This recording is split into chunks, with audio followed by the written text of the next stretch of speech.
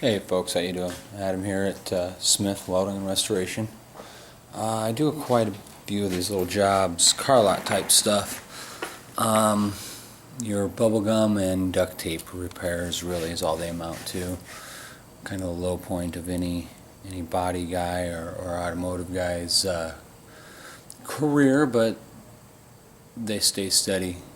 Money's good, so you roll on, you do what you got to on those so you can work on projects like this. So anyhow, I've got an aftermarket bumper cover here today we're going to look at for this Pontiac Grand Prix. Kind of a pain in the ass, especially the cheap low-end aftermarket parts. Let's go ahead and go out and look at this car. Alright, there's your Grand Prix.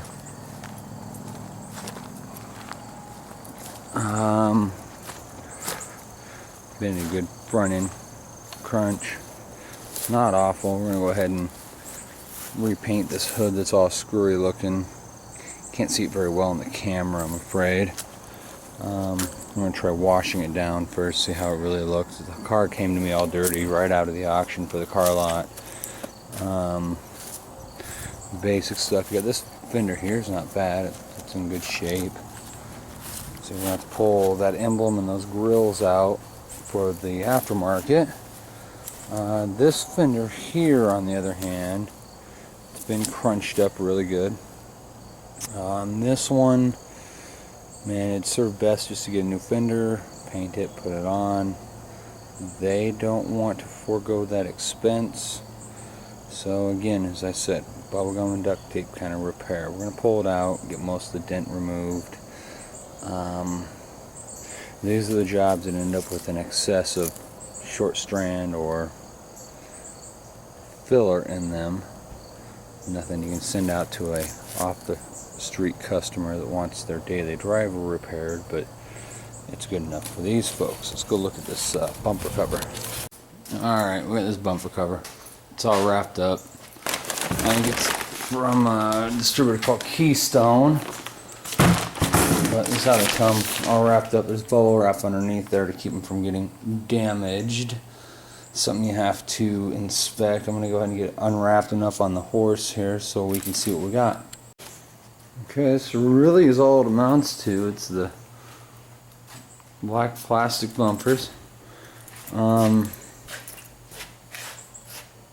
These particular type, by and large, I don't wind up priming and wet sanding and going through that whole process. Okay, anyhow, after a phone call, these have mold release all over. You take one of these, which is a gray Scotch-Brite, you scuff the shit out of it. Take a red Scotch-Brite and you will be primering it, you will be wet sanding it. There's not really any damage done. This is a circumstance here. The customer opted to bring their own part. I have a feeling this is not a factory component. Moreover, for nothing else than where the Pontiac emblem goes is not dished out. That's proprietary for GM. So you get a GM direct fit, you'll have that spot dished out for you already. They're probably not getting a Pontiac emblem back on their car. This, if I was responsible for parts, I would be taking apart the car, test fitting it, checking it all out, then painting it up and getting it on there. At this point, with the caliber of work, I give them the best of everything I can give them for the budget and timeline allowed. Those constraints being stated, they get what they get when I'm finished. It'll look decent, it'll be passable. It may look marvelous and wonderful and perfect. You never know with the aftermarket cheap ass parts. So I'm going to scuff this down with the mold release, get the mold release off of it with the gray 3M Scotch-Brite, and I'm going to get some adhesion promoter on there so we don't have any spider webbing of the paint. I use this crap up here. Where's this shit at? I use this stuff here. Usually I get at least a quarter gallon. I skimped out and got the rattle can. It works well enough.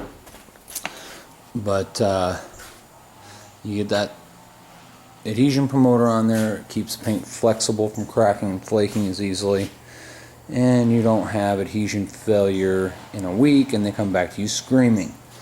Yes, I have had such occasion occur. I think most anybody in the trade has had it happen at least once. It sucks. Sometimes, despite your best efforts, you end up screwed. Alright, I'll get back to you when I'm ready to shoot the pigment on this. Cool. Alright, so we're back. I went and scuffed it down with the Scotch-Brite pad. Got it, broke loose all of the mold release off of it. You can see now that shininess. That's that adhesion promoter I sprayed on there. Really prefer getting the stuff you dump in a gun and shoot. You can get a nicer mist, because I mean realistically how this hits, see, it's how it's a little textured. It's not orange peely, it's just textured. How that hits, that paint will actually conform to that. That's how the paint lays out. If you had a run in it, it would lay out in a run. It's interesting. Sounds like I got a call coming in. So you can see right here, maybe right there was a little nick, and over here was a little issue.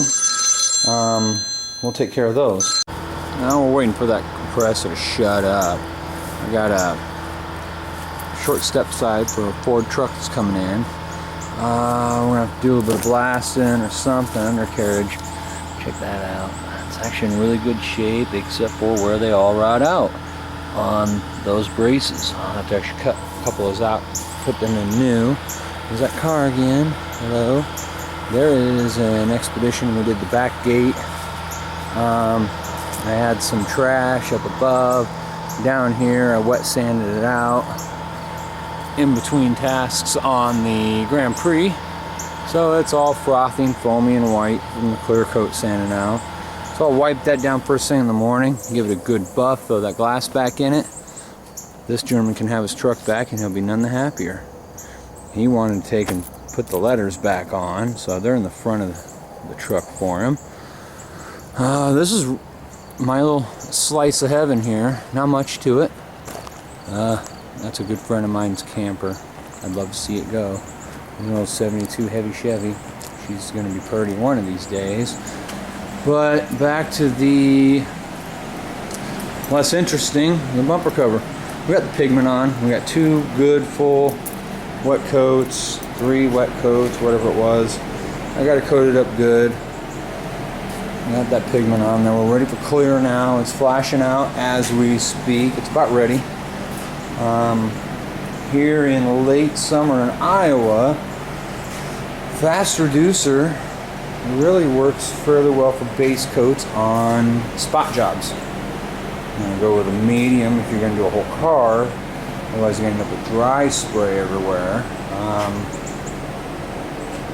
Yeah, pretty basic stuff. Here. So, really, folks out there, this is something I decided I wanted to do. I always played around with cars for years and years. So I decided I'm going to do it one day. I ran a service shop, big building, old but big building, one of those ma-pa type, you know. It went pretty well. It could have kept going if I had that drive and motivation I was lacking at the time. Going through stuff personally, professionally, just didn't shell out. So then eventually I moved to this little shop here, and I decided instead of the occasional body work here or there or whatnot, I'm going to focus on my primary concerns in classic cars and old stuff. Anything that's got a carburetor. I don't really care, I'm not particular. I like old cars. Of course, bow ties are huge. Everybody wants a bow tie. They're very popular, very easy to work on. So we end up with a bunch of them, which is cool. I don't mind. We had that little pony in here this last winter, early spring. But you know, this stuff is, you know, you gotta do some research. You gotta find, have some manner of education. But going out and just doing it, trying it out, wreck a couple things. I mean, it sucks. It's a little bit of an ego dash, but figure it out. Figure out where you fit in. If this is something you can do, it's something you're going to do or want to do. It's something I want to do, something I will do probably till they carry me out of here feet first. I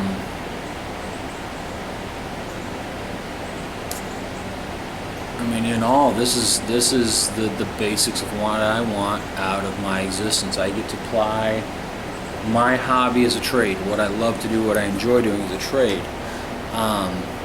You know, the carburetors and a lot of the stuff I do, you can't learn that in some ASE school.